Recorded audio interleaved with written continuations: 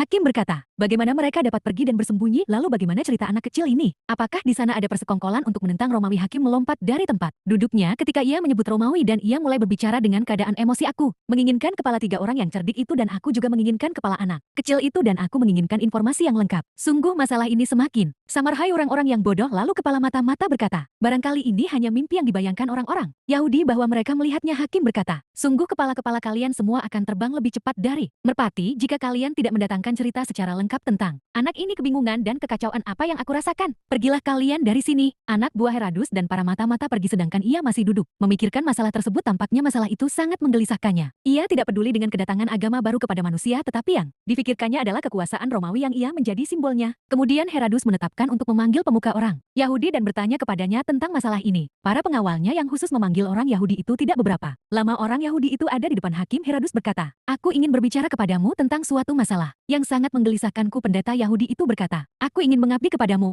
Herodus berkata, aku mendengar berita-berita yang saling berlawanan tentang anak kecil yang bisa berbicara di masa buayanya dan ia mengatakan bahwa ia akan menyelamatkan kaumnya. Maka bagaimana berita yang sebenarnya tentang itu? Pendeta itu berkata, dan ia merasa bahwa pertanyaan itu sepertinya berupa jebakan yang tidak diketahuinya secara pasti. Apakah Tuan yang mulia peduli dengan agama Yahudi? Herodus berkata dalam keadaan emosi, aku tidak peduli sedikit pun selain kekuasaan Romawi. Jawablah pertanyaanku. Wahai pendeta-pendeta Yahudi itu telah melihat Isa berbicara di buayanya. Ia memahami bahwa seandainya ia mengatakan itu maka ia akan mendapatkan penderitaan pada dirinya, maka ia lebih memilih sedikit berbohong. Ia berkata kepada Herodus bahwa ia mendengar cerita itu tetapi ia meragukannya. Herodus berkata, apakah benar agama kalian berbicara tentang kedatangan seorang penyelamat bagi rakyat kalian? Pendeta berkata, ini benar wahai Tuan yang mulai. Herodus berkata, apakah kalian mengetahui ini adalah persekongkolan menentang keamanan kerajaan Romawi? Apakah kalian menyadari ini adalah bentuk pengkhianatan? Pendeta berkata, aku harap Tuan membiarkan aku meluruskan suatu pemikiran yang sederhana. Berita tentang hal itu adalah berita yang kuno. Berita ini diyakini ketika rakyat menjadi tawanan di bebal sejak ratusan tahun.